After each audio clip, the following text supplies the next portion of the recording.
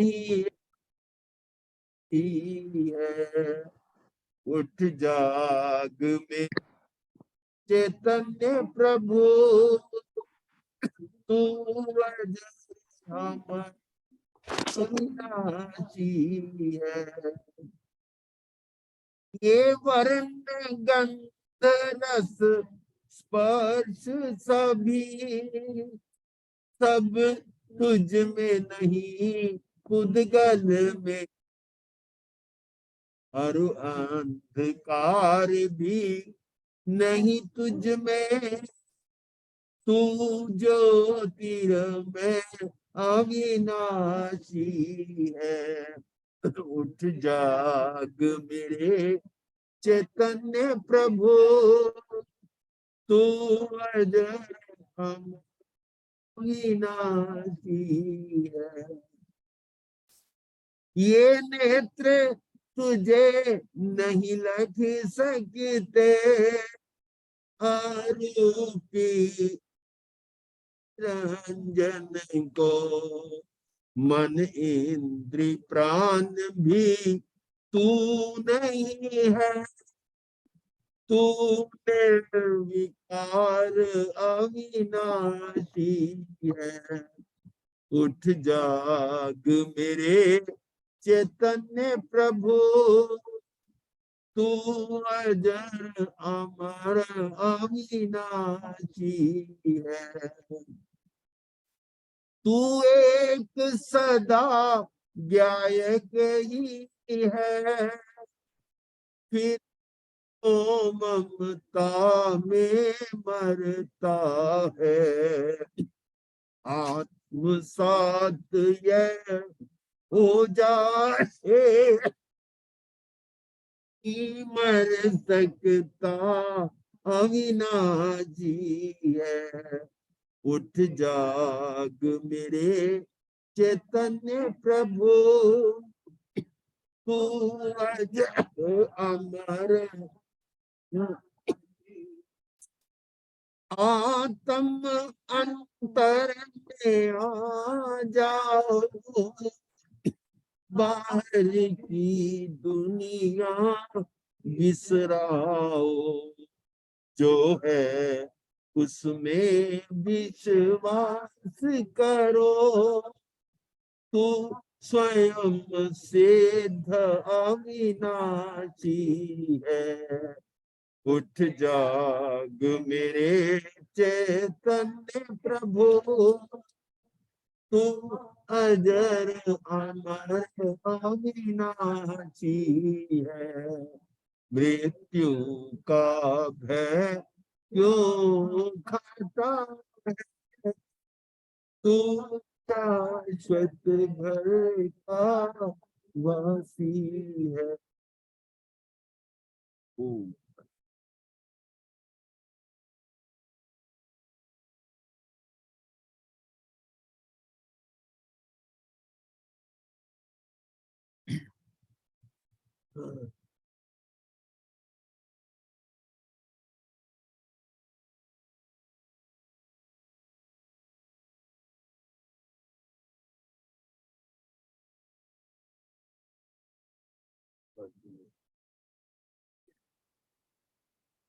विषय जो हमारा चल रहा है वो आयुष कर्म का है, और ये भी जाना कि उसमें एक बार में आयुष कर्म के साथ ये 6 चीजें बंधती हैं। आयुष कर्म बनता है तो 6, उसमें कैसे है, जाति गति उसकी बदलेगी, अफगाना बदलेगी। जाति कैसे, पहले डिसाइड करेंगे कि आप कितनी इंद्रियां, सबसे पहले तो गति डिसाइड हो जाएगी कि 4 गतियों में किस में जाना है। अब मान लीजिए चारों गति में आता है तो उसमें क्या है कि अगर देव गति नरक गति में जा रहा है, मनुष्य गति में जा रहा है तो पचेंद्रिय, कोई डाउट नहीं, पचेंद्री जाती। और अगर उसकी त्रियंच में जा रहा है तो फिर उसकी फिर यह कि कौन सी में है, एक इंद्री में जाएगा, बेंद्री में जाएगा, 3 इंद्री में, 4 इंद्री, 5 इंद्री। फिर जैसे नरक में या देवों में जा रहा है उसकी क्या अवगाना होगी, शरीर उसका क्या बनेगा, मतलब वो सारा आयुष उसके साथ रिलेटेड है। उसके शरीर की अवगाना कैसी होगी, और जो शरीर होगा वो औदारिक होगा कि वैक्री होगा, वो सारा भी निश्चित होना है। उसी के साथ वो आयुष का सिद्ध हो। फिर जब भी कोई कर्म हमने देखा कि बंधता है तो 4 चीजें बंधती हैं। एक उसका प्रकृति बंधती है, प्रकृति तो उसमें आयुष कर्म होगी, और इसमें स्थिति क्या है, उसका आयुष समय काल कितनी रहेगी, अवगाना कितनी होगी, उसकी जो है कषाय कितने हैं, कषाय के अकॉर्डिंग जो है उसका अनुभाग और स्थिति बंद हो जाएगा कि स्थिति बंद कितना है। तो ये चार ये बंधती है साथ में।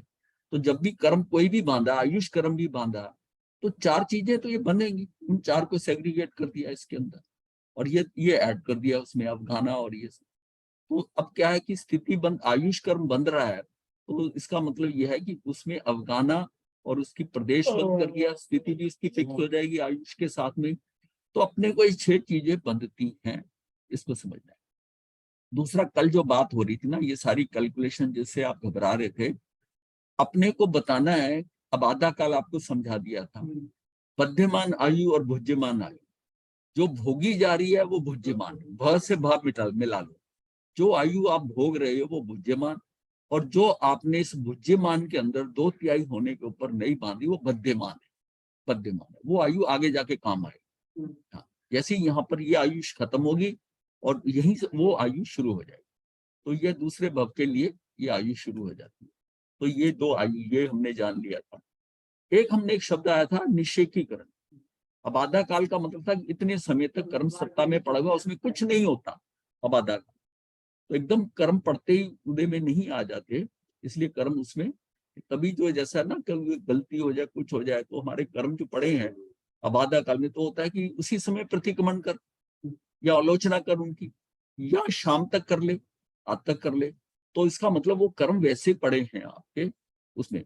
अब एक बार निषेकीकरण हो जाता है तो प्रोसेस दूसरा हो जाता है। ये नहीं कि तब भी नहीं हो सकता है तब भी, लेकिन फिर और कर्म उस पर आ जाएंगे। अभी तो प्रायोरिटी वाइज सब, कहीं पर भी गलती महसूस हो उसकी वही आलोचना और प्राश्चित का भाव, या जो भी यह करना है वो कर ले उसको कर्म के बारे में, कि मैं भविष्य में ऐसा नहीं करेंगे और ये गलती से हुआ है, ज्ञानता से हुआ है।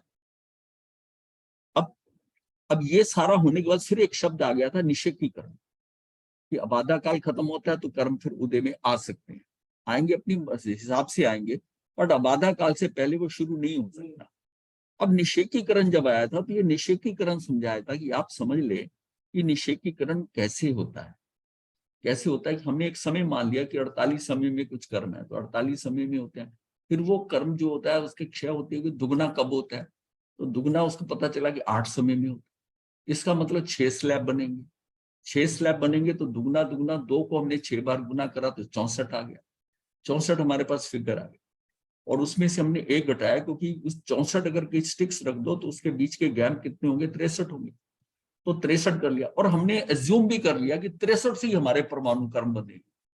अब 63 जो आगे डिवीजन करा है और 63 है 48 समय में, तो इसका मतलब है कि इस 48 समय में जो 6 स्लैब बनेंगे 8-8 के, उसके अंदर हमारे ये 6300 कर्म डिवाइड होंगे।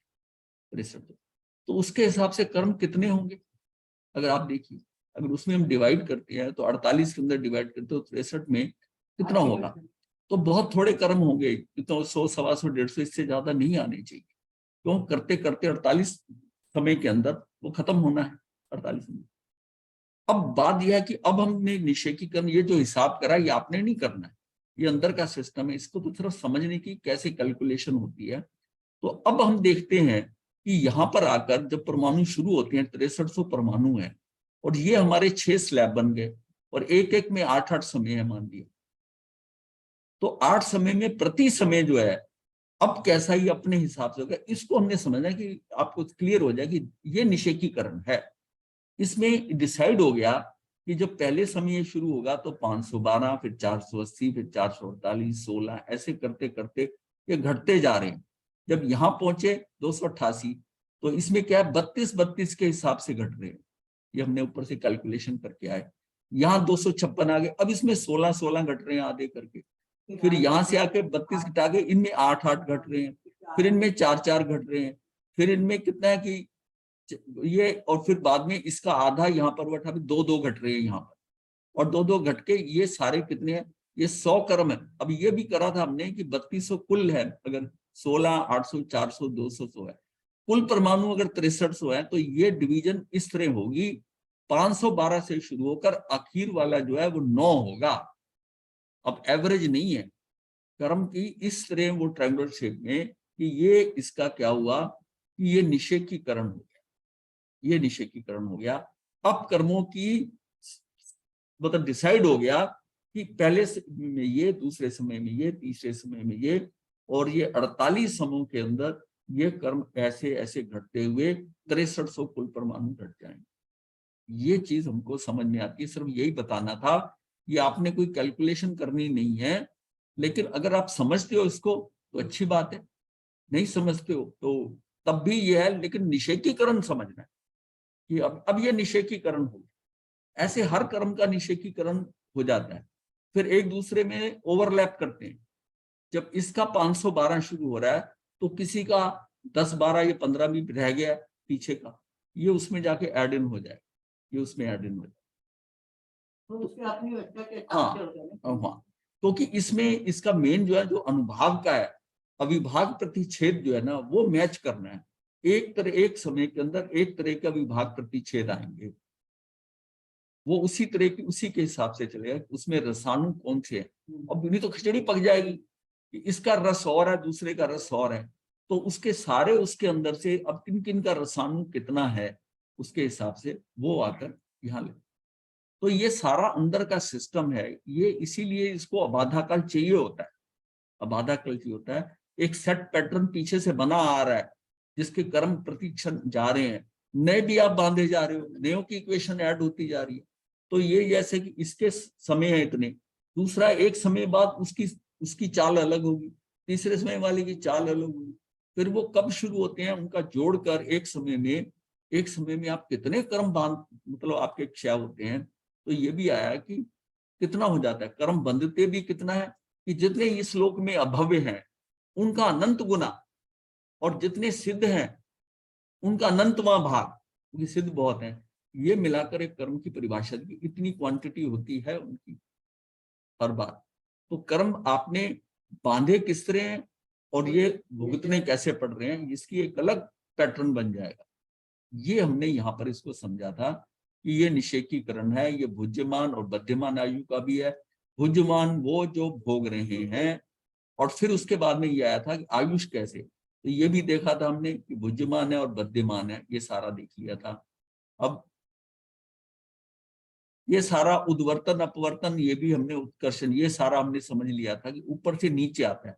अब जैसे ट्रायंगुलर बनी हुई थी, वो ट्रायंगल से ऊपर के लाइन से नीचे आ जाए कर्म में, उसमें अब उसमें उदीरना करनी है, कुछ करना है, तो उसका पहले अपकर्षण होगा, अपकर्षण होगा, वो नीचे आएगा तो उसका अनुभाग भी वैसे चेंज होगा, या ऊपर बढ़ जाएगा, ऊपर चल जाएगा, ऊपर बढ़ जाएगा तो अनुभाग बढ़ जाएगा, उसका समय भी बढ़ जाएगा। तो ये सारा, तो कर्म की उत्कृष्ट स्थिति बंध का धारक कौन, ये जो आता है ना, प्रत्येक कर्म की जो उत्कृष्ट स्थिति बतलाई गई है उसका धारक अधिकारी मिथ्या दृष्टि।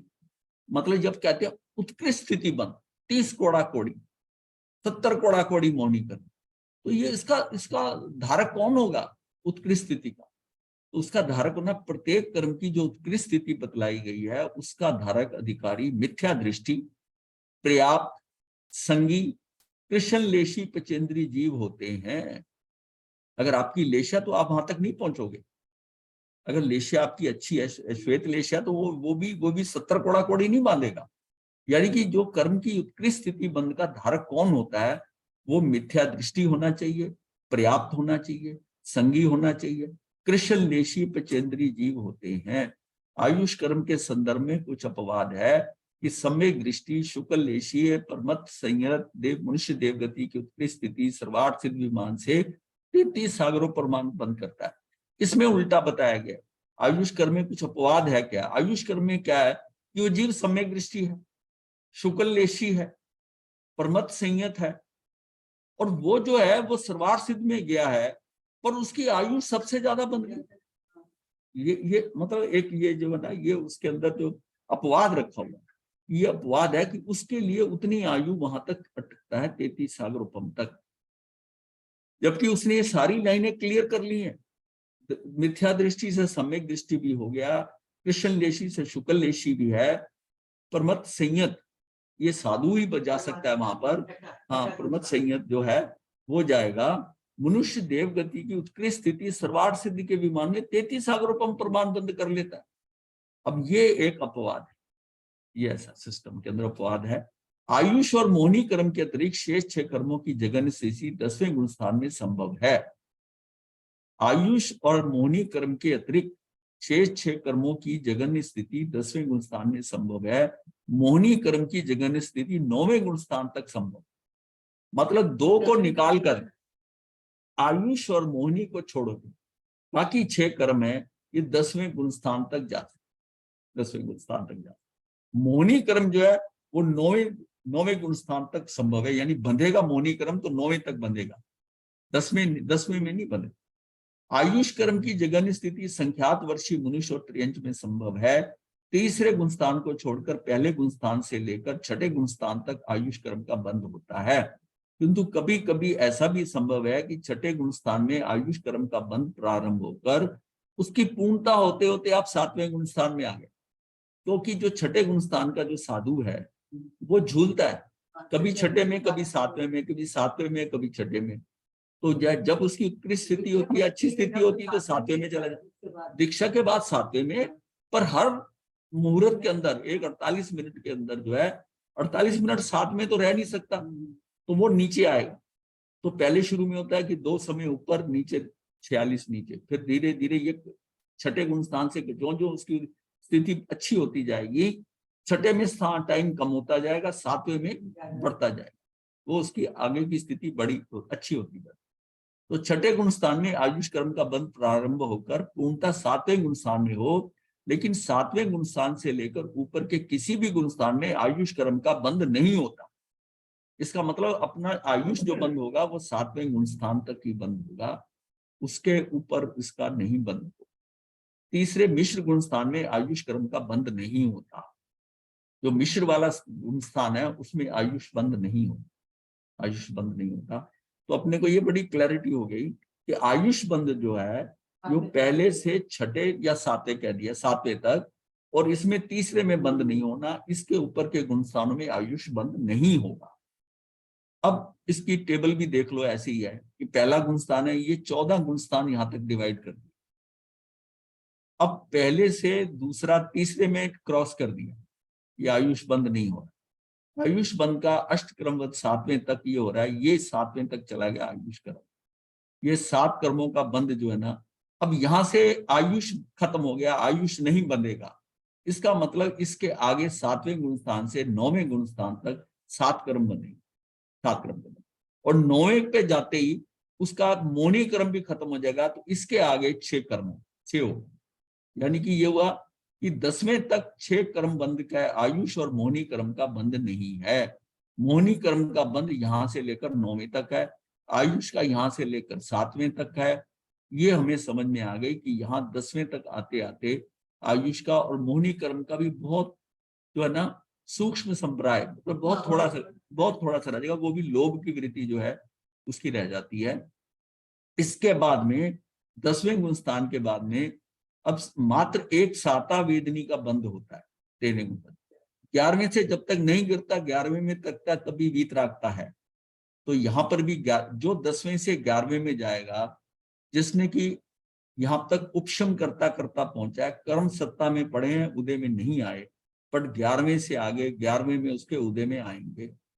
लेकिन जब तक वो 11वें में है आएंगे ही आएंगे। जो 11वें में जाएगा वो नीचे गिरेगा ही गिरेगा, पक्की बात है, वो गिरेगा ही, क्योंकि वो दबाता दबाता तो यहाँ तक पहुंच गया कर्मों को। लेकिन अब वो उदय में आएंगे, 11वें से आगे नहीं जा सकते। और 10वें से 11, अगर उसके 10वें में पूरे कर्म खत्म हो गए, यानी कि जिसको हम कहते हैं शपक श्रेणी से चढ़ रहा है, उपशम नहीं कर रहा, क्षय करता आ रहा है कर्म जो आ रहा है, वो 10वें से सीधा 12वें में जाएगा। हाँ, वो सीधा नहीं, वीतराग तो 11वां भी है, लेकिन 10 से सीधा 12 जाए, इसको कहते हैं शीन मोहनी। शीन मोहनी सीधा 12 के ऊपर चला गया, 12 पे चला, जो 12 पे चला गया वो तो मुक्त हो गया, वो जाएगा ही आगे, उसके नीचे पीछे होने की बात ही नहीं। 11 से फिर नीचे गिर सकता है, 11वें से गिर सकता है, गिरते हुए नीचे करते करते छठे पे भी आ सकता है, गिरते गिरते वो चौथे को भी करके और पहले तक चला जाए। ये डिपेंड करता है कि वो कैसे करता है, और कई वहां से कुछ संयोग मिल जाए तो वहां से उठ करता है, जैसे रथ नेमी का है। तो ये इसका मतलब है कि 10वां गुण स्थान से अगर जो है ना 10वें गुण स्थान में आपके मोहनी कर्म जो है शीन मोहनी मतलब मोहनी खत्म हो गया है, तो सीधा 12 पे जाएगा, 12 पे सीधा 12 पे, और जो दबाता हुआ जा रहा है वो 11 तक जाएगा और 11 पे। तो ये मतलब ये आप समझ लो कि वो जो आगे बढ़ता है ना, अगर मान लीजिए 600 लोग बढ़ रहे हैं ना आगे को, तो समझो कि उसमें से 200 जो है ना वो गिरेंगे, वो गिरेंगे। मतलब ये रेशो करीब होती है 1:3, ये गिरेंगे। क्योंकि अगर एक समय में 108 मुक्त होता है ना, तो नीचे से 162 10वें गुण स्थान से 162 होते हैं। 54 जो है ना वो 11वें पे चले जाते हैं और 108 12वें पे चले जाते हैं, वो 108 जाके आगे बढ़ते हैं। तो ये समझाने के लिए है, अदरवाइज उनके अपने आयुष तो अलग अलग होंगे, जैसे उन्होंने मुक्त होना है, पर जिन्होंने एक समय में इकट्ठे मुक्त होना है तो उनकी संख्या यहाँ इतनी होनी चाहिए। यानी कि 1/3 जो यहाँ आ जाएगा और 2/3 जो है उन संख्या जो है वो आगे बढ़ जाएगी 12। ये बताया गया है कि जैसा ये ऐसा 13वें और 14वें गुण स्थान में ऐसा होता है, यानी कि अल्प। 14वां गुण स्थान तो इतना छोटा है कि 5 रस्वाक्षर तक, ये तो बहुत थोड़े समय का है। इसका मतलब 10वें से लेकर 14वां ये गुण स्थान अकशाई है। और कषाय कहां तक रहता है हमारे में? पहले से लेकर 10वें।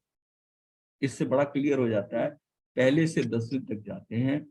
और अकशाई कब है? 10वें से 14वें तक। इसमें यह है कि 11वां जो है ना वो अगर गिरता है तो फिर वो अकशाई से सकशाई हो जाए, वो नीचे गिरना। यद्यपि सिद्धांतानुसार छठे गुणस्थान से आगे के गुणस्थान में प्रमाद नहीं होता, फिर भी 7वां अप्रमादी है, उसके आगे प्रमाद नहीं होता।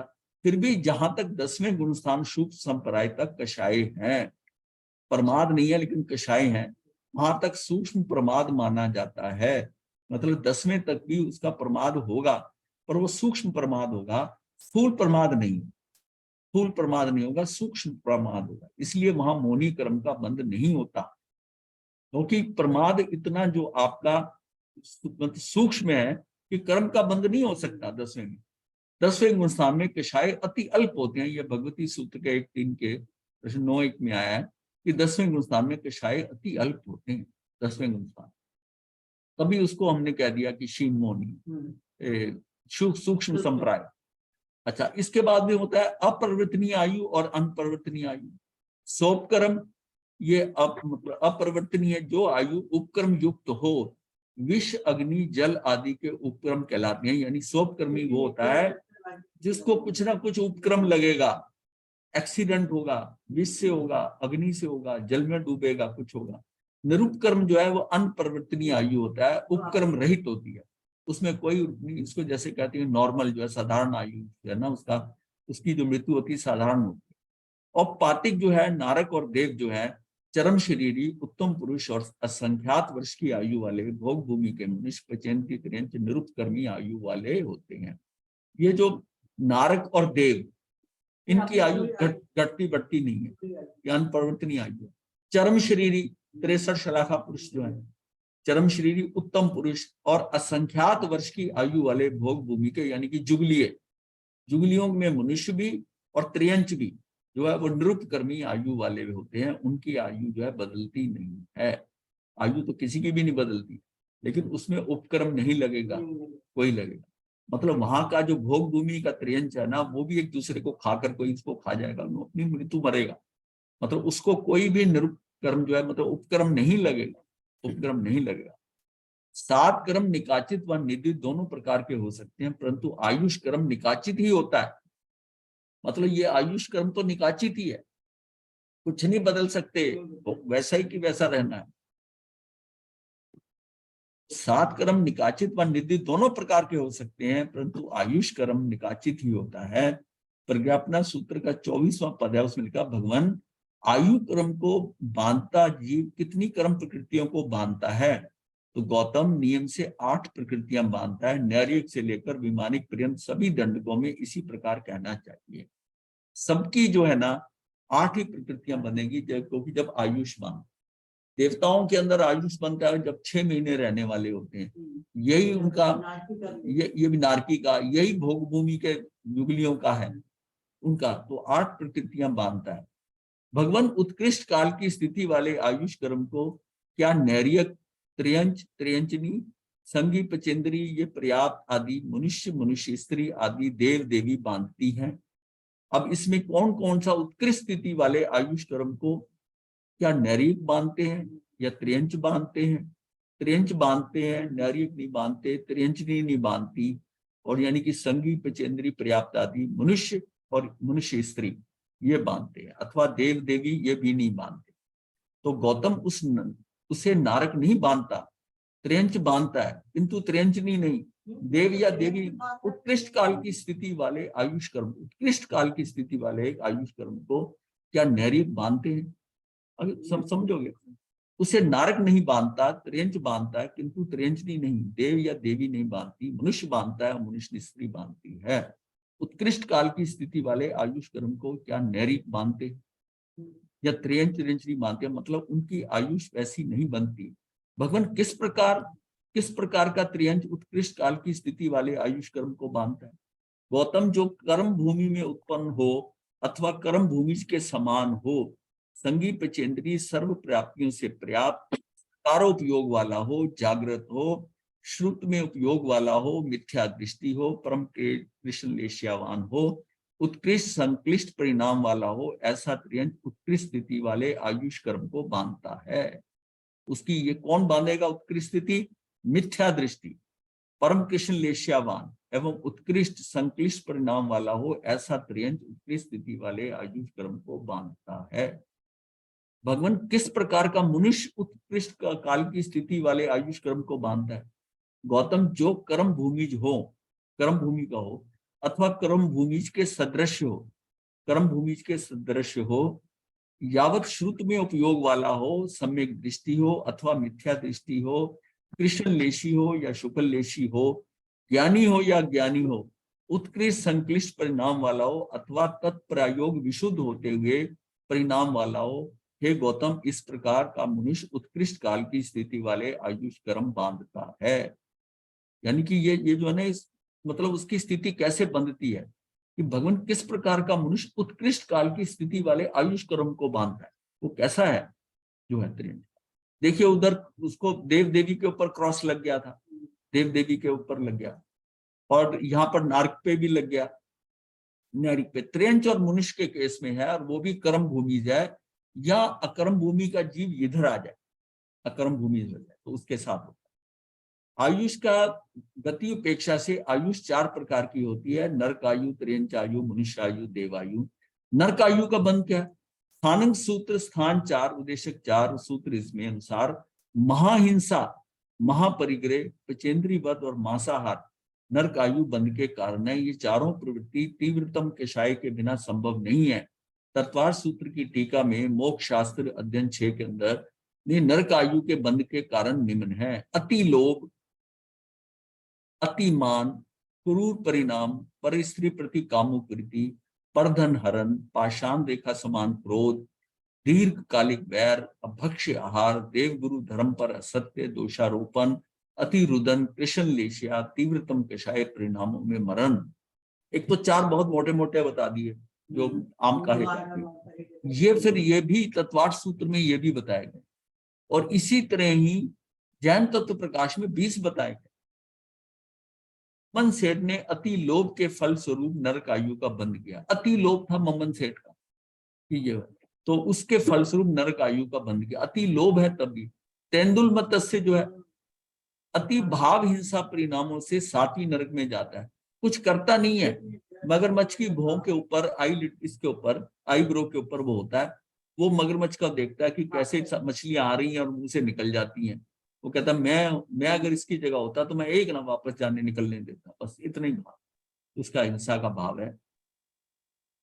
अति काम वासना से चक्रवर्ती की स्त्री रतन नीमा 6ठी नरक का बंद करती है, क्योंकि जो स्त्री रतन है जो है वो जो है ना 6ठी नरक का बंद कर दिया। इससे ज्यादा वो जा नहीं सकती, लेकिन वो भी 6ठी नरक में जाती है। जैन तत्व प्रकाश में मौलिक ऋषि विजय नरक बंद आयु के 20 कारण बताए हैं। अति लोभ करना, अति मत्सरता, ईष्टा करना, अति क्रोध करना, मिथ्या कर्म करना, पचेंद्री वध करना, बड़ा सत्य बोलना, बड़ी चोरी, व्यभिचार सेवन, काम भोगों में आसक्त होना, मर्द स्थान का भेदन करना, संग की घात करना। संग की घात करना ये भी है, संग की घात करना, पांचों इंद्रियों के विषयों में तीव्र लुब्धता होना, जिन वचन का उत्थापन करना, मतलब उसको जो है ना काटना कि ये गलत है, जिन वचन का उत्थापन करना, तीर्थंकर के मार्ग की प्रतिष्ठा कम करना, मदिरा पान करना, मांस भक्षण करना, रात्रि भोजन करना, कंदमूल आदि भक्ष्य खाना, रौद्र ध्यान करना, कृष्ण आदि 3 अशुभ लेशों के परिणाम में मृत्यु होना, ये संक्लेश होकर मरता है। ये उसके नवीन संस्कृत के जो नया संस्करण आया ज्ञान तत्व प्रकाश का, उसका 140 पेज के ऊपर ये लिखे हुए। हाँ, रात्रि भोजन भी लिया, उसमें हिंसा है, रात्रि भोजन लिया। दूसरा त्र्यंच बंद काल। त्र्यंच बंद का क्या, स्थानक सूत्र के इसमें त्र्यंच आदि 4 कारण बताए। मायाचार से, निकृति मत्ता से अर्थात दूसरों को ठगने से, असत्य वचन से, झूठा मापतोल मिलावट और पदार्थ की नकल से शोषण है। डुप्लीकेट बना देना पदार्थ का, कर देना, वो मिलावट कर देनी, झूठा मापतोल करना, यानी दूसरों को ठगने की बात है, मायाचारी करनी, असत्य वचन करना, ये सब कॉमन है, 4 हम हमेशा कहते हैं। लेकिन तत्वार्थ सूत्र में इसके जो बताए गए हैं उसमें 6 कारण बताए गए हैं। दूसरे के उत्तम गुणों को प्रकट नहीं करना, स्वयं में गुण ना होने पर भी अनेक होने का दावा करना, शब्द से चेष्टा से मायाचरण करना, कपट कुटिल कर्म में तत्पर रहना, गीली मिट्टी की रेखा सदृश क्रोध का होना, और तीव्रतर कषाय रूप आर्त ध्यान में मरण होना। जैन तत्व प्रकाश ग्रंथ अनुसार त्रिंच आयु के 20 कारण बताए गए हैं। शील भंग करना, ठगाई करना, मिथ्या कर्मों का आचरण करना, खोटा उपदेश देना, खोटे नापतोल रखना, दगाबाजी करना, झूठ बोलना, झूठी साक्षी देना। विटनेस, साक्षी का मतलब विटनेस। अच्छी वस्तु में बुरी वस्तु मिलाकर बेचना, वस्तु का रूप बदल कर बेचना, पशु का रूप पलट कर बेचना, खराब वस्तु पर मुलमा चढ़ाकर बेचना, मतलब उसके ऊपर ये कवर कर दो, इसको ढक दो। ये क्या है, कैसे? हाँ, कि वो पापड़ के अंदर काली मिर्च की बजाय पपीते के बीज सुखाकर डाल दो।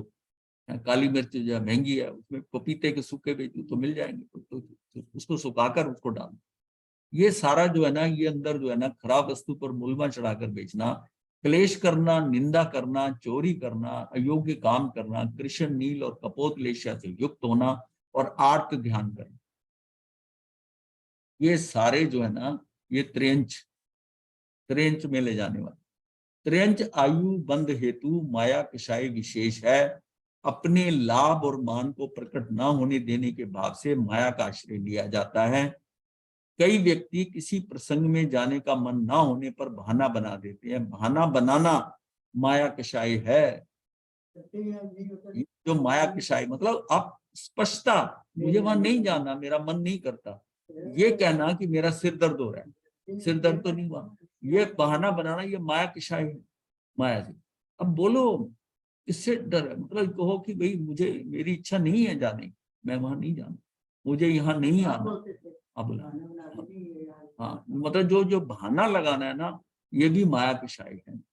असत्य का आश्रय माया में विशेष रूप से लिया जाता है। जो माया मृषावाद है ना, ये असत्य का आश्रय माया में विशेष रूप लिया जाता है। असत्य बोला, असत्य भी हो गया, बहाना लगाया, माया भी हो गई, तो ये क्या हो गया, दोनों हो गए।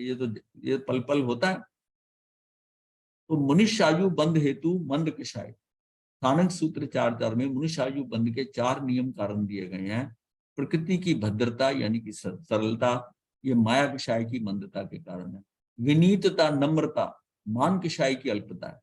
सहृदता यानी अनुकंपा भाव, लोभ कषाय की न्यूनता, और ईर्ष्या यानी कि मत्सरता का भाव, पर गुण सहिष्णुता। ईर्ष्या क्यों आती है? दूसरे के गुण सहन नहीं होते, दूसरे के गुण सहन नहीं होते, इसलिए ईर्ष्या का भाव होता है। ये मान व क्रोध की अल्पता है। ये क्या, इसमें इसका क्या इफेक्ट होगा कि ये इसकी हो जाए, अगर ईर्ष्या के अभाव कर दिया, ईर्ष्या का अभाव कर दिया, तो मान व क्रोध की अल्पता होगी। तत्वार्थ सूत्र में अल्प हिंसा, अल्प परिग्रह, मृदुता और मान कषाय की मंदता को मनुष्य भव का कारण निरूपित किया गया है। हिंसा करिए लेकिन अल्प हिंसा, अल्प परिग्रह, मृदुता और मान कषाय की मंदता को मनुष्य बंध के कारण निरूपित किया गया। तत्वार्थ सूत्र में निम्न प्रकार बतलाए गए हैं: भद्रता, मधुरता, कोमलता, वैराग्य वृत्ति, दान प्रवृत्ति, ईर्ष्या का भाव, श्रेष्ठ आचरण, अशुभ निवृत्ति, प्राणी हिंसा से विरति, लोभ की अल्पता, वाक शक्ति का सदुपयोग, कपोतलेशिया, तेजस्लेशिया, रूप शुभ भाव और शुभ भावों में मरण होना। ये मनुष्य के लिए शुभ भावों में मरण होना। जैन तत्व प्रकाश ग्रंथ के अंदर जो है मनुष्य के 10 कारण बताए हैं। देवगुरु की भक्ति करना, जीवों पर दया करना, शास्त्र का पठन पाठन करना, न्याय से धन उपार्जन करना, हर्षयुक्त अहोभाव से दान देना, हर्षयुक्त होकर ये ऐसा लाभ मुझे फिर मिले, अहोभाव देना, पर की निंदा ना करना, किसी को पीड़ा ना पहुंचाना, आरंभ हिंसा, अल्पीकरण, सदा सरल भाव होना। ये सारा क्या है? ये अल्पीकरण, ये सारा उस जीव के 10 कारण है कि उसका इसमें देवगुरु की भक्ति कर, जीवों पर दया करना, ये सारी चीजें जो है ना, और सदा सरल भाव होना, सरल भाव रहता है तो ये प्रकृति की भद्रिकता हो जाती, सरल रहता है। किसी जंगल में दावानल सुलभ उठा और एक हाथी जिसने एक स्थान को वनस्पति रहित किया था, वो हाथी वो था जिसने पिछले जन्म में भी जलकर मरा था। फिर इस बार उसको थोड़ा समझ था, उसने क्या करा कि दूसरे जन्म में भी फिर हाथी बना और उसने फिर उस स्थान को साफ करके और ऐसा स्थान ढूंढ के रखा जहां पर कोई वृक्ष नहीं हो, ताकि अग्नि ना लगे, क्योंकि पिछले जन्म में वो फंस गया था इस तरह। तो वह भी अन्य जानवरों से वहां पहुंचकर सुरक्षित खड़ा हो गया। हाथी के शरीर पर खुजली हुई, उसने पांव ऊंचा किया ही था कि उतने रिक्त स्थान पर एक खरगोश आकर बैठ गया। तो हाथी ने पैर नीचे नहीं किया, उस खरगोश के प्रति करुणा भाव से लगभग 3 दिन पांव नीचे नहीं रखा। अग्नि बुझने पर जब जानवर चले गए तो हाथी ने जब पांव नीचे रखना चाहा पर अकड़न के कारण गिर पड़ा, दुस्सह वेदना भोगकर शांत भाव से मृत्यु को प्राप्त हुआ और जन्मांतर में महाराजा श्रेणी का पुत्र मेघ कुमार बना। सीधा कहां से त्रियंत से मनुष्य बना, और वो भी राजा का मतलब राजकुमार मेघ कुमार। और कैसा बना उसके कारण कि ये भी आगे दीक्षा ले ले और फिर मुक्त होने का भाव। तो ये देखिए कितना परिवर्तन आ गया, सिर्फ एक घटना पे उसने करुणा भाव, त्रियंत पे एक छोटा सा हाथी के सामने खरगोश क्या है, लेकिन उस कुछ भी नहीं है, लेकिन उसने उसको पांव को नीचे नहीं रखा, नीचे नहीं। हाँ, देवायु बंध हेतु मंदतम कषाय, हानंग सूत्र के 4.4 के अंदर बताया गया है कि देवायुष कर्म का उपार्जन के 4 कारण हैं, जैसे सराग संयम से, संयम से, बाल तप करने से और अकाम। सराग संयम मतलब जो हमारा संयम है, ये वीतराग संयम तो है नहीं, सराग संयम से। संयम ये श्रावक का हो गया, संयम और असंयम दोनों आ गए तो ये श्रावक का हो गया। बाल तप करने से और अकाम निर्जरा से देवायु का बंध होता है। तो ये देखिए ना कि वो तामली तापस बाल तप कितना करा, 60,000 वर्ष तक हाथ ऊंचे कर कर बेले बेले पारना करा, और जो है उसको बाल तप, लेकिन था बाल तप शरीर के बल के ऊपर वो करता रहा, बाल तप आत्मा के सर पर नहीं किया, आत्मा का नहीं है। तो बाल तप करने से उसको क्या हुआ कि वो ईशानेन्द्र बना और एक भव करके महाविद्य से मुक्त हो जाए। सराग संयम व संयमा संयमम वैमानिक देवों आयु के कारण है। शेष जो है ना, सराग संयम और संयमा संयम ये तो वैमानिक देव आयु के कारण है, और शेष जो नीचे के बाल तप से और अकाम निर्जरा से शेष भवनपति मान व्यंतर और ज्योतिषों के हैं। ये मोटी मोटी स्टेटमेंट है, कोई ऐसा नहीं है कि इसमें ऐसा नहीं है, लेकिन फिर भी ये है कि अकाम निर्जरा से बाल तप करने से ये जो है। लेकिन ये सराग संयम व संयम तामली तापस के लिए आता है कि जिसने उसने तप किया उसमें 7 या 8 व्यक्ति मोक्ष जा सकते थे, इतना बड़ा तप, लेकिन वो बाल तप करके रह गए, बाल तप के रह। सराग संयम कैसा है? सम्यक दृष्टि मुनि साधना काल में शुभ एवं शुद्ध भावों में रमन करता है। शुद्ध भाव मुक्ति का एवं शुभ भाव देवगति का कारण है। शुद्ध भाव है तो मुक्ति का है, शुभ भाव है तो देवगति का है। मान लिया उसका कभी शुद्ध भाव है कभी शुभ भाव है, तो देवगति में वो जा सकता है, 10वें गुण स्थान तक जा सकता है। ये कौन सा? सराग संयम। सराग संयम। संयमा संयम क्या है? सम्यक दृष्टि ग्रस्त साधक श्रावक के 12 व्रतों को स्वीकार कर अंशतः पाप से वृत होता है। ये जो अगर सम्यक दृष्टि है ना, सम्यक दृष्टि ही अनुत्तरोपातिक उस पर जाता है। हाँ, सम्यक दृष्टि जाएगा। और मुनि जो है ना, वो 9 ग्रेवियक तक वो भी मुनि ही जाएगा, साधु ही जाएगा। और श्रावक जो होता है वो 12वें तक रहता है, 12वें गुण स्थान तक वो वहां तक, उससे ऊपर श्रावक नहीं जाता, नहीं जाता। उसके ऊपर साधु जाते हैं। साधु में जो साधु जाएगा वो वहां तक, कहां तक जाएगा? 9 ग्रेवियक तक जाएगा। और जो सम्यक दृष्टि साधु होगा और उसकी साधना भी उसी हिसाब की होगी तो वहां जाएगा। और सम्यक दृष्टि साधु ये 9 ग्रेवियक तक भी जा सकता है, अगर उसकी साधना उतनी उत्कृष्ट नहीं है तो वहां नहीं जाएगा। संयमा संयम सम्यक दृष्टि ग्रस्त श्रावक के 12 व्रतों को स्वीकार कर अंशतः पाप से विरत होता है। संयमा संयम वाला जो है ना, वो उसका क्या होता है? ये है कि उसका जो मतलब है कि उसने 12 व्रत लिए हैं। बाल तप का है आत्मशुद्धि के लक्ष्य के बिना विषय के शाय का निग्रह करना अथवा तप त्याग में संलग्न होना बाल तप है। मिथ्यात्वी जीव को तप को बाल तप कहा है। बाल तप तब तक है जब तक उसको सम्यक दर्शन नहीं हुआ और वो तप त्याग में ही संलग्न करता है, मैंने मांस खमन करना है, मैंने ये करना है, तो वो क्या होता है? वो बाल तप होता है। जैसे विश्वभूति के भव में महावीर स्वामी के जीव ने मांस खमन पे मांस खमन किए, करते रहे, और लेकिन जब सामने विशाखानंदी आया तो उन्होंने गाय को उछाल दिया। तो क्या हुआ कि वो सम्यक, अभी कहते हैं कि सम्यक दर्शन के बिना अति तप भी नुकसान कारक है। वो तप संभाला नहीं जाता, संभाला नहीं जाता तो वो क्या करेगा? या तो उसके वो भोग में चला जाएगा और या जो है निदान करके। तो ये इतना मतलब यह है कि इसका पात्र छोटा था और तप इतना ज्यादा कर लिया कि संभाला नहीं गया और निदान कर, उस टाइम पर निदान कर लिया तो वो गति कैसी हो गई कि त्रिपष्ट वासुदेव बनकर और नरक की तरफ को मुड़ गया। वहां पर तो भव तो नरक के कर लिए और एक त्रियंच का। अकाम निर्जरा क्या है? पराधीनता पूर्वक का सहन कर कर्मों को भोग कर समाप्त करना अकाम निर्जरा। काम निर्जरा क्या? पराधीनता, फंस गए कहीं पर, भोजन नहीं मिला, कुछ ऐसी स्थिति हो गई, हाँ जबरदस्ती, या गमले के अंदर पौधा लगाया, घर के लोग चले गए, वो पानी नहीं मिला, फिर भी वो उसको कोशिश कर रहा है, रह रहा है। घर का कोई कुत्ता है, बिल्ली है, लोग छोड़ जाते हैं, 1-2 दिन के लिए घर पे छोड़ जाते हैं, तो उसको भी उसका पूरा ध्यान नहीं रखा। तो उसका क्या है कि उसके कारण उस जीव ने पराधीनता पूर्वक कष्ट सहन करा, वो फंस गया, उसको सहना पड़ा और वो करके भोग कर वो यह काम निर्जरा। जंगल में आहार प्राप्ति की संभावना होते हुए भी एक मृग बालदेव, ये बलदेव मुनि का है, वस्त्र मुंह में दबाकर खींचते हुए वहां ले गया। मतलब एक मृग जो है, मुनि को मतलब आहार की प्राप्ति नहीं हो रही थी, तो उसने देखा कि कहीं एक लकड़हारा के भोजन करने के लिए बैठा है। दौड़ा हुआ हिरण आया और बलदेव मुनि का वस्त्र मुंह में दबाकर उसको खींचने लगा वहां ले जाने के लिए, और खींचता हुआ उनको वहां ले गया। मुनि को देखते हुए अहोभाव से लकड़हारा प्रसन्नता पूर्वक आहार देने लगा। मुनि सहज चित्त से आहार ग्रहण करने लगे और मृग जो है आनंद विभोर होने लगे।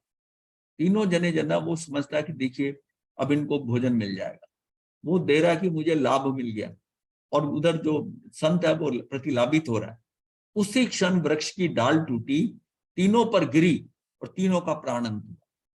और शुभ परिणामों के कारण पंचम देवलोक में तीनों गए, तीनों 5वें देवलोक चले गए ब्रह्मलोक के अंदर। मतलब ये एक मतलब कैसी स्थिति बनी है जिसके कारण, हाँ, ये बलदेव वही मुनि थे जो जंगल में इसलिए चले गए थे कि इनका शरीर ऐसा सुंदर था कि अगर पनिहारिन कर रही है ना, पनिहारिन उसको देखने लग जाती थी तो वो रस्सी जो है ना वो बाल्टी पे बांधने की बजाय वो बच्चे के गले में बांध देती थी, उसको लटका देती थी। हाँ, ये वही थे। फिर इन्होंने डिसाइड करा कि मुझे जंगलों में जाना है, मुझे जहां पर कोई नजर ही ना आए कि मेरा शरीर ऐसा है, तो उसके कारण ये इनका। थानंग सूत्र 4.4 में कषायों की तीव्रता मंदता की अपेक्षा गति निर्धारण प्रतिपादित है। अनंतानुबंधी अर्थात तीव्रतम कषाय से नरगति, अप्रत्याखाना वर्णी अर्थात उससे थोड़े से कम, जिसको हम कहते हैं कि इसका ये, यानी कि चौथे गुण में अप्रत्याखाना वर्ण आ गया, तो अर्थात तीव्र कषाय से त्रेंच गति, और प्रत्याखानी के अंदर मंद कषाय से मनुष्य गति, और स्वजलन कषाय से अर्थात मंद कषाय से देवगति का बंध होता है। ये मंदतम कषाय हो गया तो देवगति हो गया, मंद कषाय तो मनुष्य गति हो गया, तीव्र कषाय से त्रियंच गति, और तीव्रतम कषाय से नरक गति है। तो अपने कषायों को संभाले। गति देखो, गति हम खुद डिसाइड कर रहे हैं अपनी, हाँ खुद डिसाइड कर रहे हैं, कोई किसी मतलब कोई आपको सिलेक्ट करके भेजने वाला नहीं है। गति आपने खुद चुननी है, और चुनेंगे कैसे? आपका आचार विचार, विचारधारा कैसी चलती है, मतलब भाव कैसे हैं, आपका कार्यशैली कैसी है, वो सारी जो डिसाइड करती है। भगवान किस प्रकार की मनुष्य स्त्री मनुष्यनी उत्कृष्ट काल की स्थिति वाले आयुष कर्म को बांधती है? गौतम, जो कर्म भूमि में उत्पन्न हो अथवा कर्म भूमिजा के समान हो, संगी पचेंद्री सब प्राप्तियों से पर्याप्त सकारोपयोग वाली हो, जागृत हो, श्रुत में उपयोग वाली हो, सम्यक दृष्टि हो, ये मनुष्यनी की बात हो रही है। तो मतलब मनुष्यनी मतलब मनुष्य स्त्री वाली हो, जागृत हो, श्रुत में उपयोग वाली हो, सम्यक दृष्टि हो, शुक्ल लेशिया वाली हो, तत्प्रयोग विशुद्ध होते हुए परिणाम वाली हो। हे गौतम, इस प्रकार की मनुष्य स्त्री उत्कृष्ट काल की स्थिति वाले आयुष कर्म को बांधती है। ये कैसे काल होता है? 1 करोड़ पूर्व ये जो आयुष बनती है, इतनी जो ऊपर की है वो, हाँ वो कैसे बंधती है? वो ऐसे बंधती है। और ये जो है ना, ये स्त्री के लिए बताया। तो निष्कर्ष यह है कि आयु कर्म को छोड़कर शेष 7 उत्कृष्ट स्थिति वाले कर्मों को पूर्वक विशेषता वाले नारक, त्रियंच, त्रियंचनी, मनुष्य, मनुष्यनी, देव, देवी बांधते हैं। आयुष कर्म को छोड़कर शेष 7 उत्कृष्ट स्थिति वाले कर्मों को पूर्वक विशेषता वाले नारक सारे, तो बाकी 7 को बांधते हैं। परंतु उत्कृष्ट स्थिति वाले आयुष कर्म को त्रियंच, मनुष्य और मनुष्यनी ही बांधती है, किंतु नारक, त्रियंचनी, देव, देवी नहीं बांधती, क्योंकि इन चारों की उत्कृष्ट आयु कर्म का बंध नहीं होता। तो जो लिखा ना, जो इनका भी उसमें जहां जाते हैं वहां की जो उत्कृष्ट स्थिति होती है वो इनकी उत्कृष्ट स्थिति नहीं बंधती है। लेकिन उत्कृष्ट स्थिति जो बंधती है वो त्रियंच की, मनुष्य की और स्त्री की बनती है, किंतु नारक, त्रियंचनी, देव और देवी नहीं बांधते, क्योंकि इन चारों का उत्कृष्ट आयु कर्म का बंध नहीं होता। ये जो पीछे जब किया था ना, उसका ये निष्कर्ष सारा ही आ गया यहाँ। भगवान, आयुष कर्म का जगन स्थिति बंधक कौन है? अब ये आ गया कम वाला। अब उत्कृष्ट की बात करी थी ना, जगन स्थिति बंधक कौन है? जो जीव संक्षेप अर्ध प्रविष्ट यानी कि जीव होता है, इसकी आयु सर्वनिरुद्ध सबसे कम होती है, उसकी आयु सबसे कम होती है, यानी कि असंक्षेप अर्ध प्रविष्ट जीव होता है। ये नीचे इसका एक्सप्लेन किया हुआ है यहाँ पर जो है ना, यहाँ असंक्षेप जो है सर्वनिरुद्ध और चरम काल आदि परिभाषिक शब्द हैं। इनके लक्षण इस प्रकार हैं। असंक्षेपता मतलब जिसका त्रिभाग आदि किसी प्रकार से संक्षेप ना हो सके, ऐसा अद्धा काल असंक्षेपता काल कहलाता है। 3 त्रिभाग आदि जो है ना, उसका संक्षेप में, उसको संक्षेप किसी प्रकार से संक्षेप ना हो सके। तीसरा भाग जो छोटा मतलब 1/3 आयु है, जैसे फिर वो उसमें नहीं बंधी, उसमें नहीं बंधी, उसमें नहीं बंधी, तो करते करते लास्ट में आ जाएगा, वो संक्षेप होता जाता है, होता जाता है। हाँ, उसमें बंधे तो यहाँ पर है, हे गौतम, यही आयुष कर्म की जगन स्थिति का बंधक होता है। उससे भिन्न अजगन स्थिति मतलब जो इससे बंधता है कर्म करते करते, अब नहीं बंधी, अब नहीं बंधी, आगे बंधी, वो करते करते उसकी जो आयुष बंधेगा ना, वो जगन स्थिति का बंधक होगा। वो फिर होता है फॉर द टाइमिंग, इतनी तो बांध दो, आगे की आगे देखेंगे। तो फिर कई बार जीव यहाँ आकर थोड़ी सी आयु भोगकर और फिर वहां आगे चला जाता है। इसका मतलब उसका बंध बहुत थोड़ा हुआ, क्योंकि डिसीजन नहीं हो पाता। इसमें यह है कि आयुष बड़ी क्लैरिटी होती है कि इसका ये आयुष बांध दो। हाँ, उनकी आयु छोटी होगी, वो पूरी डिसाइड, मतलब उसका प्लान प्रॉपर नहीं हुआ ना, उस टाइम क्या होगा, कुछ तो बांधनी है ना। एक आयु 2/3 पे बंधती है, उसकी सही ढंग से पूरी कैलकुलेशन से बंध जाती है, पूरी क्लैरिटी है कि इसका हाव भाव क्या है, कैसा करते हैं, जैसे विशेष 4 कारण बताए हैं, उसके हिसाब से 2/3 पे बंध जाएगी। निरुक्त कर्मियों की तो सबकी बंधती है, स्वोपक्रम जिनको उपक्रम लगना है उनके केस में भी बंध सकती है 2/3 के ऊपर, जरूरी नहीं कि ना बंधे, लेकिन वो ये भी हो सकता है कि उसका डिसीजन होना कि कैसे उपक्रम लगना है, उसके कारण हो सकता है कि आगे बढ़े। लेकिन जो है कि जिसकी क्लैरिटी नहीं होती कि ये किधर किधर जाएगा, कभी वो मनुष्य की तरफ है, कभी त्रियंचा, वो ऐसा चल रहा है डावाडोल, तो उसका डिसीजन नहीं हो पा रहा। हाँ, वो इतनी छोटी आयु लेके जाएगा।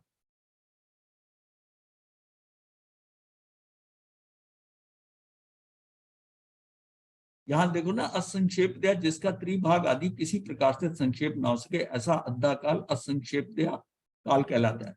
सर्वनिरुद्ध अर्थात सबसे कम, अर्थात उपक्रम के कारणों द्वारा आयुष अति संक्षिप्त किया हुआ होता है, ऐसा आयुष आयुष बंध के समय तक ही सीमित होता है, आगे नहीं।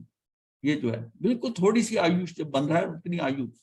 चरम काल, इस शब्द से सूक्ष्म अंश का ग्रहण नहीं करना चाहिए, किंतु आयुष बंध काल के चरम समय में अर्थात एक आकर्ष प्रमाण अष्ट भाग में सर्व जगन स्थिति को बांधता है, उससे कम काल में आयु का बंध होना संभव नहीं है। मतलब लास्ट पे बंधा है, लास्ट पे बंधा है आदमी, मतलब उसके आकर्ष जो है 1 2 3 4 जो 8वीं स्टेज आकर अष्टम भाग में सर्व जगन स्थिति को बांधता है, उससे कम काल में आयु का बंध होना संभव नहीं है। जो जीव असंक्षेप अद्धा प्रविष्ट होता है उसकी आयु सर्वनिरुद्ध यानी कि सबसे कम होती है, उसका आयुष 8 आकर्ष प्रमाण सबसे बड़ा काल होता है। आयु के बंध होते ही वह आयु समाप्त हो जाता है। अतः मतलब आयुष का बंधवा वो आयु समाप्त होगी, इतने समय पहले हुई है उसकी आयु। अतः असंक्षेप दया प्रविष्ट जीव आयुष बंध काल के चरम समय में अर्थात एक आकर्ष प्रमाण लास्ट मोमेंट के ऊपर एक आकर्ष प्रमाण अष्टम भाग में सर्व जगन स्थिति को बांधता है। वह स्थिति शरीर पर्याप्ति इंद्रिय पर्याप्ति को संपन्न करने में समर्थ है, उच्छ्वास पर्याप्ति को निष्पन्न करने में असमर्थ होती है। ये 3.5 पर्याप्तियां जिसकी होती हैं वो उस जीव का है, छोड़ नहीं पाता। ये लिखा है ना, उच्छ्वास पर्याप्ति को निष्पन्न करने में असमर्थ होती है, मतलब ले लेता सांस छोड़ नहीं पाता।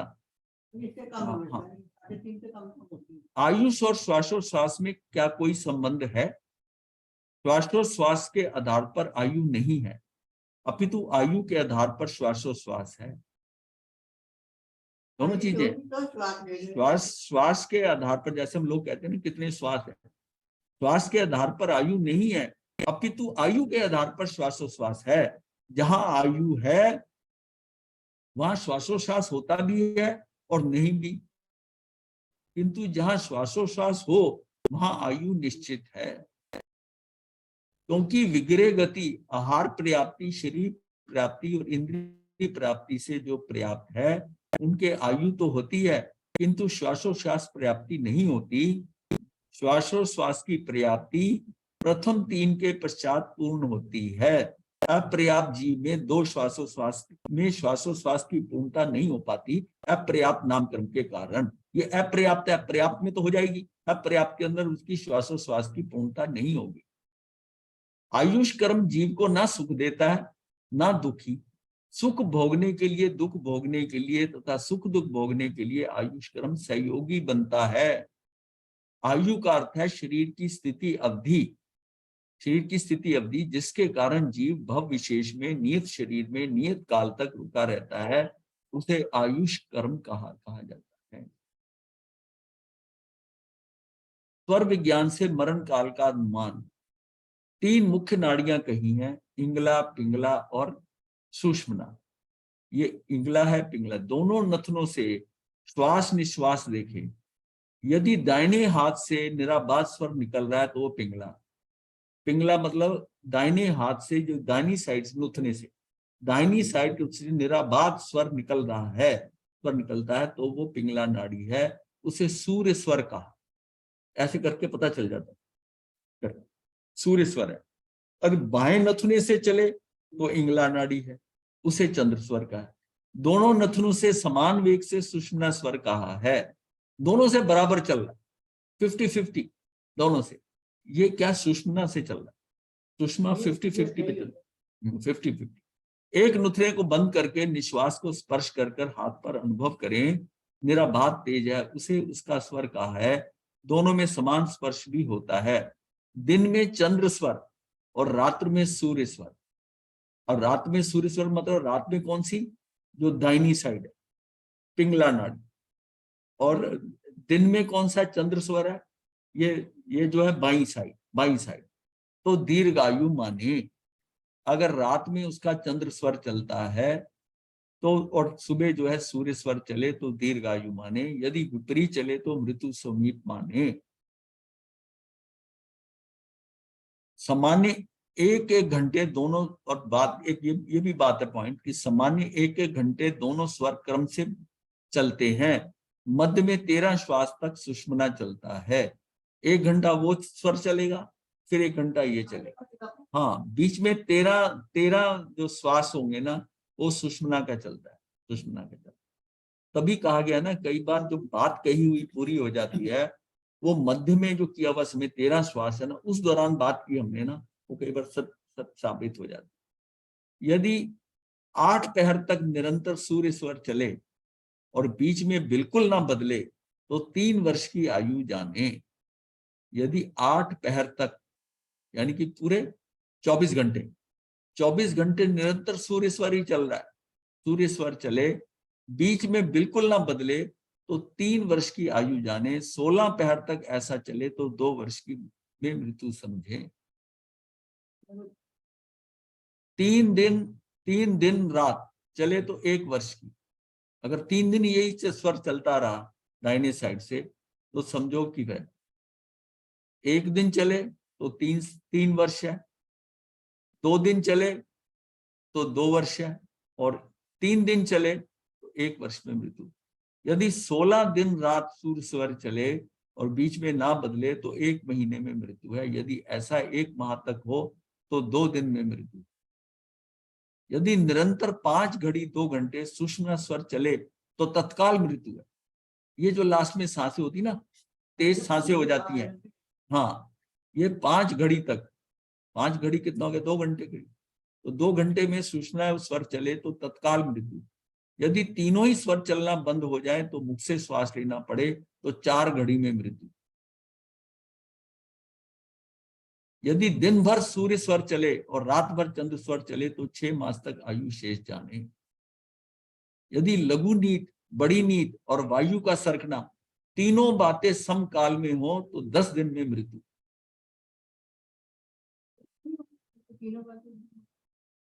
तो तीनों बातें हो भी सकती है, उसकी आयुष पे तो डिपेंड करता है ना। तो मैक्सिमम 10 दिन में तो हो ही जाएगी। मरने वाला 1 दिन में भी मर सकता है, उसका आयुष कितना।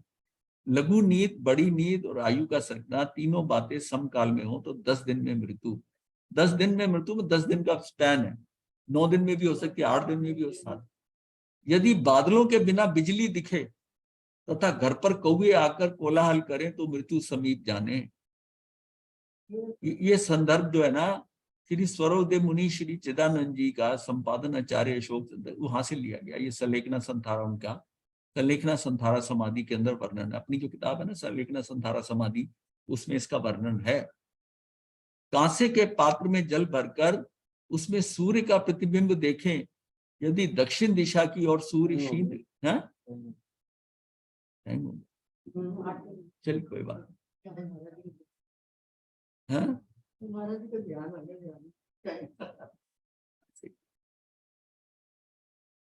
अब ये अपने सांस मत देखते रहना अपने को अंदर ध्यान, आत्मा में ध्यान लगाना है, आत्मा में जाना है, जो होना हो जाए, उसका नहीं डरना है। आयुष तो जितनी है जो है ठीक है, लेकिन फिर भी यह संथारा के लिए ये हेल्प कर जाती है कि उसको स्थिति अगर पूरी तरह जजमेंट हो जाए कि ये है, तो वो फिर संथारा में यही बात होता है कि पता नहीं होता आयुष कितनी लंबी चली जाए, तो उसको करने के लिए फिर जो है ना, तो उसके लिए ये क्लैरिटी हो जाए कि इसके 2 दिन है, 3 दिन है, इतना समय है, तो वो फिर निवृत्त होकर संथारा लेकर वो बड़े आराम से सहज भाव में चला जाए। तो ये जो है गुरुदेव विकासना करा दीजिए। धारणा प्रमाण है वो उससे। इसका अब इससे निष्कर्ष तो चलो कल करेंगे बात, अब टाइम ज्यादा।